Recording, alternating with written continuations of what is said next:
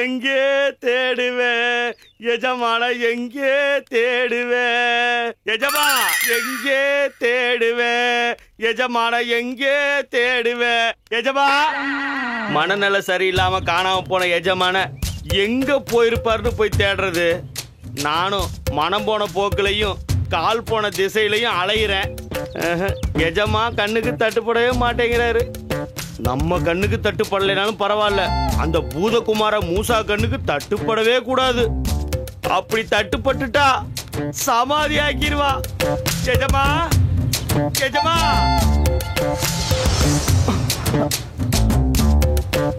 எஜமா, ஓ எஜமா, எஜமா. மண்டோரா வரான், அசீம தேடிதான் வரான்னு நினைக்கிறேன். நாம அசீம் உருவத்துக்கு மாறுவோம். மடைய மண்டோரா நம்மள அசீம் நினைச்சு கொண்டு போயிடுவான். அதுக்கப்புறம் நம்ம வேலையை காட்டி சகல ரகசியங்களையும் தெரிஞ்சுக்கலாம். எங்க எஜமா இருக்கீங்க?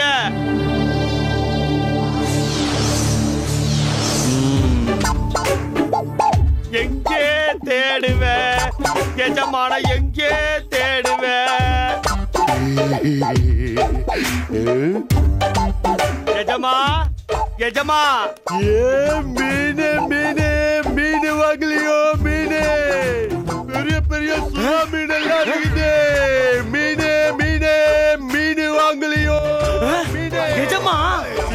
தனியா வா எஜமா. எஜமா நீங்களா இப்படி? எஜமா, எஜமா, எஜமா, எஜமா. என்ன எஜமா, உங்களை எங்கெல்லாம் தேடுறது? இங்க என்ன பண்ணிட்டு இருக்கீங்க எஜமா? முட்டாள், பார்த்தா தெரியல, மீன் வித்துக்கிட்டு இருக்க. மீனா? இப்படி ஆயிட்டீங்களே எஜமா. இந்த மாதிரி எல்லாம் பேசக்கூடாது. இங்க நான் மீன் வித்துக்கிட்டு இருக்கேன். உனக்கு மீன் வேணுமா? எவ்வளவு வேணும்னு சொல்லு, குடுக்கிறேன். வேண்டாம் எஜமா, அந்த மூசா வந்துட போறான். நம்ம இடத்துக்கு போயிடலாம் வாங்க. நான் வந்துட்டா இந்த வியாபாரத்தை யாரு பாக்குறது? ஐயோ, நான் வரமாட்டேன். நீ போ. மீன் வாங்கலையோ? மீனு வாழ மீனுக்கு விலங்கு மீனுக்கு கல்யாணம். வாழ மீனுக்கு விலங்கு மீனுக்கு கல்யாணம். வாழ மீன். ஐயோ எஜமா, உங்க கூட சேர்ந்து என் புத்தி மாறி போச்சு எஜமா. இங்க மீன் இல்ல, ஒரு மண்ணு இல்ல. வாங்க எஜமா போலாம். அட வாங்க போலாம். வரமாட்டேன். வாங்க எஜமா. வரமாட்டேன்.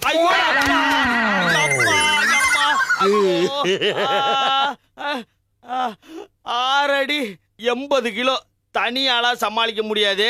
டங்கினி டிங்கினிய கூப்பிட வேண்டியதான். டங்கினி டிங்கினி, உடனே இங்க வாங்க. வாங்க வாங்க. மீன் வித்துக்கிட்டு இருக்கேன். வியாபாரம் எப்படி நடக்குது? வியாபாரமா? புத்தி மாறி போய் கிடக்குறாரு. அவர்கிட்ட வியாபாரம் கீவாரம் பேசிக்கிட்டு பொது இடத்துல இருந்தா நமக்கு ஆபத்து. முதல்ல நம்ம இடத்துக்கு தூக்கிட்டு போலாம் வாங்க.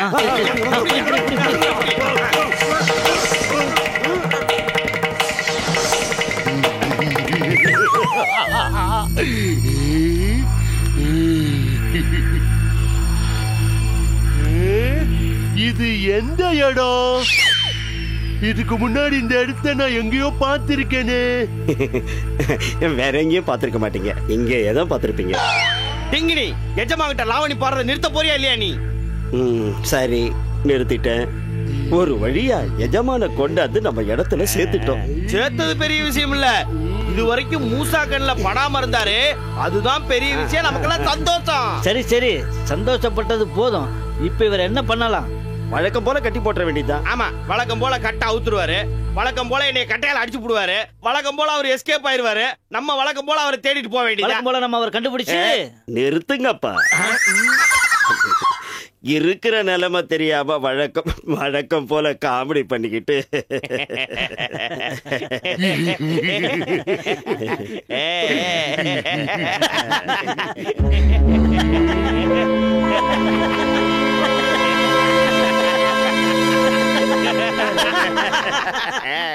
மண்டோரா,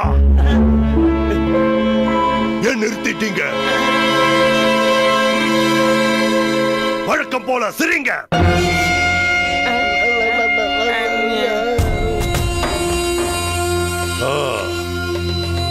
என்ன பாக்குறீங்க? வழக்கம் போல இப்ப எனக்கு மாயை பிடிக்கல. நீங்க என்ன பிடிக்கிறதுக்கு முன்னாடியே மாயை என்ன விட்டுருச்சு.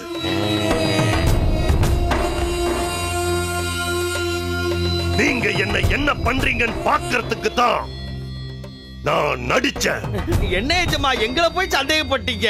உங்களுக்கு மாயை பிடிச்சிருந்தாலும் மாயை பிடிக்காம இருந்தாலும் நீங்க தானே எங்களுக்கு எஜமா. எஜமா, நாங்க உங்க விசுவாசிங்க, அடிமைங்க. சரி சரி, உங்க 2 பேரோட ஊசி போடுற பொழப்பு எப்படி போயிட்டு இருக்கு? எங்க நீங்க தான் உங்களை தேட வச்சு எங்க பொழப்பையே மாத்திட்டீங்களே, அப்புறம் எங்க போய் ஊசி போடுறது? சரி, ஏற்கனவே ஊசி போட்டவங்க எப்படி இருக்காங்க? கிருமிகள் வளர்ந்து முதிர்ந்து வெடிக்க தயாரான மனித உடம்புகளோடு சில பேர் நமது இருப்பிடத்தில் இருக்கிறார்கள் எஜமான். அப்படியா? சபாஷ், ரொம்ப சந்தோஷம். வாங்க, அவங்கள போய் பார்க்கலாம்.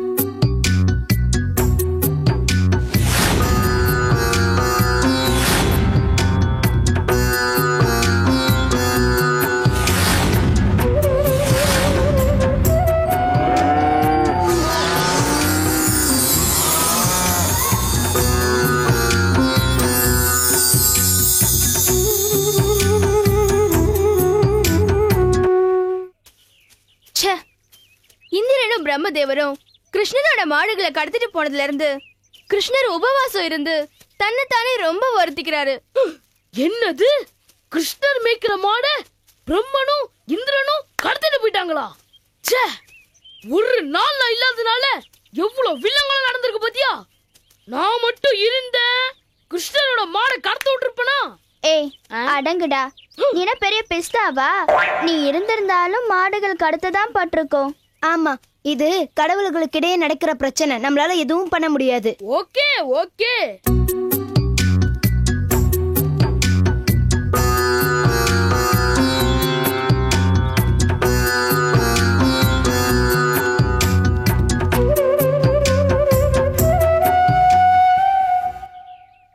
வாருங்கள் வாருங்கள். நாங்க வரது இருக்கட்டும் கிருஷ்ணா, நாங்களும் தினமும் யசோதா அம்மா உனக்காக கொடுத்து அனுப்புற பட்சணங்களை கொண்டு வரதும் நீ அதை கண்ணால கூட பார்க்காம திருப்பி அனுப்புறதும் தான் வாடிக்கையா போச்சு கிருஷ்ணா. ஆமா கிருஷ்ணா, நீ இப்படி சாப்பிடாம இருக்கிறது எங்களுக்கு ரொம்ப கஷ்டமா இருக்கு. கிருஷ்ணா, திருடியாவது சாப்பாட்ட டான டைமுக்கு சாப்பிடணும். டேய், ஏன்டா உன் பழக்கத்தெல்லாம் கிருஷ்ணருக்கு சொல்ற? ஏய், நான் ஒண்ணு ஏன் பழக்கத்தை சொல்லடி, சாப்பாடோட முக்கியத்துவத்தை சொல்றேன். சரி சரி, உங்க பிரச்சனையை விடுங்க. இப்ப கிருஷ்ணரை எப்படி சாப்பிட வைக்கிறதுன்னு சொல்லுங்க. நாம ஏதாவது அதிரடி நடவடிக்கை எடுத்தாதான் கிருஷ்ணர் நம்ம வழிக்கு வருவாரு. என்ன அதிரடி நடவடிக்கை எடுக்க போறீங்க கௌதம்? ஒருவேளை உங்களுக்கு கொண்டு வந்த பட்சணத்தை இவன் சாப்பிட்டு என்ன மாதிரி ஆக போறானோ? அதான் இல்ல. அப்ப வேற என்ன கௌதம்? கிருஷ்ணர் மாடுகளுக்காக உபவாசம் இருக்கிற மாதிரி நாம கிருஷ்ணர் உபவாசத்தை விடணும்னு உபவாசம் இருப்போம். அச்சோ, வேண்டாம் வேண்டாம். ஒன்னு சாப்பிட வைக்க இதுதான் சரியான வழி. சூப்பர்டா கௌதம். என்ன சூப்பரா கௌதம்? அதான் கிருஷ்ணரே வேணான்னு சொல்றாருல, வேற ஐடியா சொல்லுங்க. டே குண்டா, நீ கிருஷ்ணருக்காக வேண்டான்னு சொல்றியா இல்ல நீ பட்டை கிடக்கணும்னு பயந்து வேண்டான்னு சொல்றியா? அன்னதானம் என்று கேள்விப்பட்டாலே பாலு உடனே அங்க போய் நிற்பான். அவனாவது எனக்காக வேண்டாம் என்று சொல்வதாவது என்ன பாலு? கிருஷ்ணா, நான் உனக்கு சப்போர்ட் பண்ணா நீ என்னையே கூத்துட்டியே. வருத்தப்படாத பாலு, நான் எனக்காக யாரையும் உபவாசம் இருக்க விட மாட்டேன். எப்படி கிருஷ்ணா? அப்போ நீ உபவாசம் இருக்கிறத விட போறியா? ஆமாம், கொண்டு வந்த பட்சணங்களை கொடுங்கள், நான் சாப்பிடுகிறேன். ஐயோ சவத்து, இப்படிதான் இருக்கணும். எப்பா, எல்லாரும் கொண்டு வந்த பட்சணங்களை கொடுங்கப்பா. இந்த கிருஷ்ணா,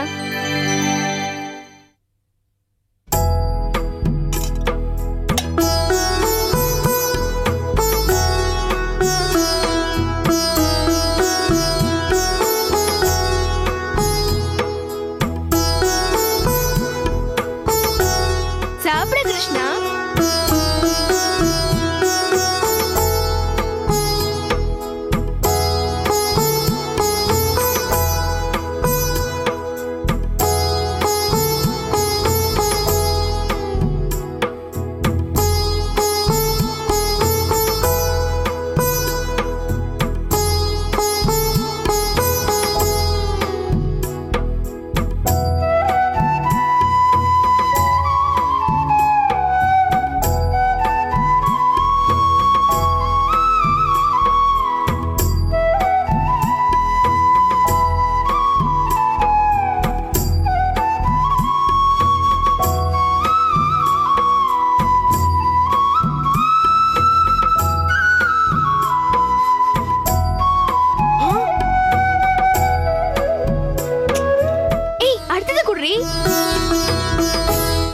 கிருஷ்ணா.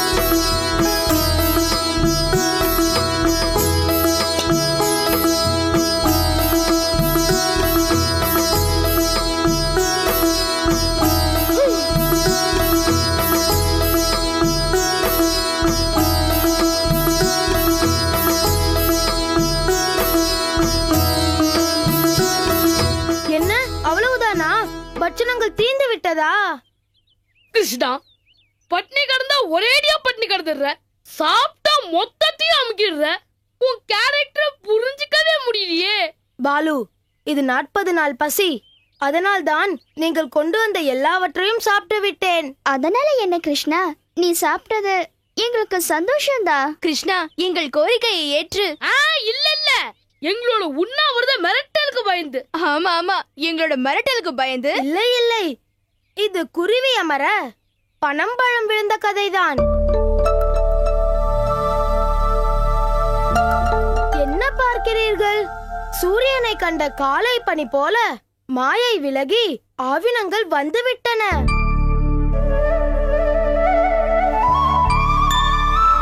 நான் அந்த சந்தோஷத்தில் இருந்த பொழுதுதான் நீங்களும் வந்து கோரிக்கை வைத்தீர்கள். பிரச்சனையும் முடிந்தது. இது குருவி அமர பனம்பழம் விழுந்த கதைதானே? ஆமா கிருஷ்ணா, எப்படியோ நீ சாப்பிட்டதே போதும் கிருஷ்ணா.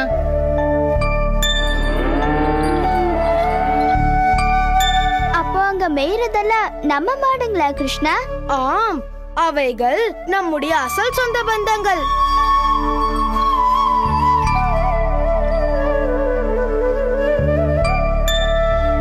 அப்போ கிருஷ்ணா, இந்திரனும் பிரம்மதேவரும் தோற்று போய் விட்டார்களா?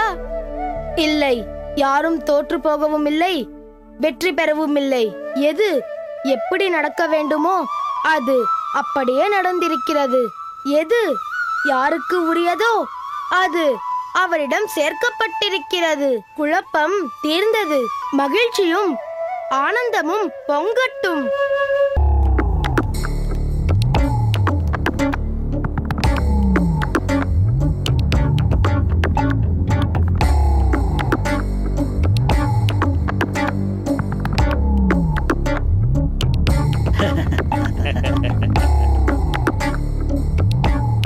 எஜமானரே, எதற்கும் அஞ்சாத அஞ்சா நெஞ்சரே, வரிசை வரிசையாக ஏவுகணைகளைப் போல உங்களது உத்தரவிற்காக காத்து நிற்கும் மனித வெடிகுண்டுகளை பாருங்கள் பாருங்கள்.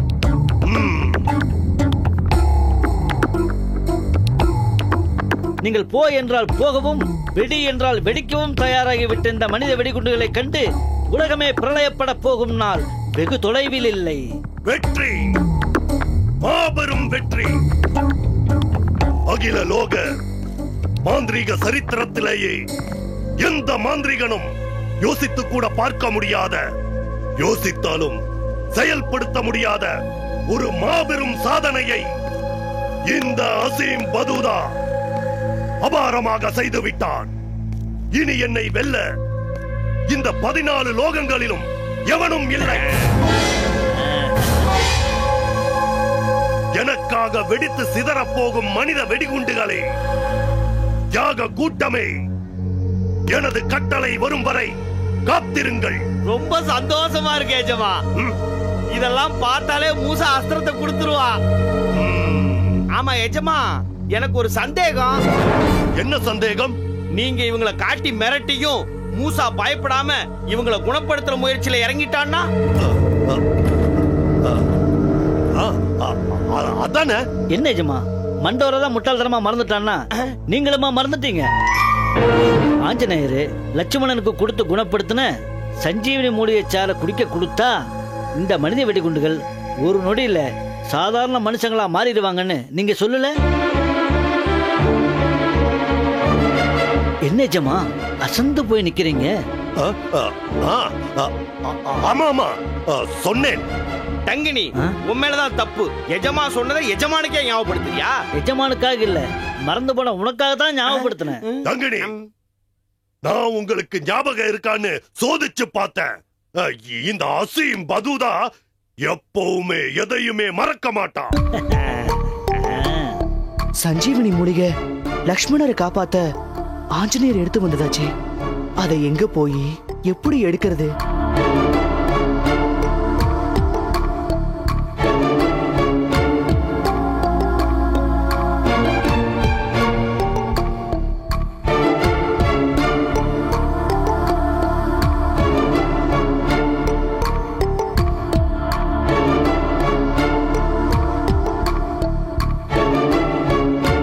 மனிதர்களாக மனித வெடிகுண்டுகளை குணப்படுத்தி மறுபடியும் மனுஷங்களாக்க ஆஞ்சநேயர் லட்சுமணனுக்கு கொடுத்த சஞ்சீவி மூலிகையால மட்டும்தான் முடியும்.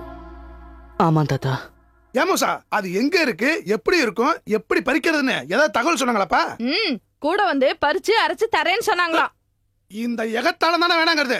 சஞ்சீவ மூலிகை பத்தி எதுவுமே தெரியாதுங்கிறப்ப அதை எப்படி தேடி போறது? அத பத்தி எல்லாம் அவங்க எதுவுமே சொல்லல. அவங்களுக்கு இத பத்தி எந்த தகவலும் தெரியற மாதிரியும் தெரியல. இந்த விஷயத்துல நுனி எது அடி எதுன்னு நாம தான் கண்டுபிடிச்சு தேடி போகணும். எது தேடி போகணுமா? அப்போ நீ மூலிகையை தேடி போறியா? ஆமா தாத்தா, போனா தானே மூலிகையை கொண்டு வர முடியும். நான் இப்பவே கிளம்பி போகலான்னு இருக்கேன் தாத்தா.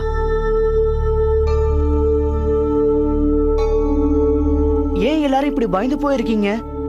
உனக்கு எப்ப வேணாலும் மாயை பிடிக்கும் தானே அஸ்திரத்தை எடுக்க யுவப்பயணம் போவேனான்னு சொன்னா, இப்ப சஞ்சீவ மூலிகை தேடி போறேன்னா என்ன அர்த்தம்? அந்த சஞ்சீவனி மூலிகையால மட்டும்தான் வெடிகுண்டு மனிதர்களை குணப்படுத்த முடியும்னு தெரிஞ்சிருந்தோம் என்ன போக வேண்டாம்னு மாயையை காரணம் காட்டி தடுக்கிறீங்களே, இதுக்கு என்ன அர்த்தம்?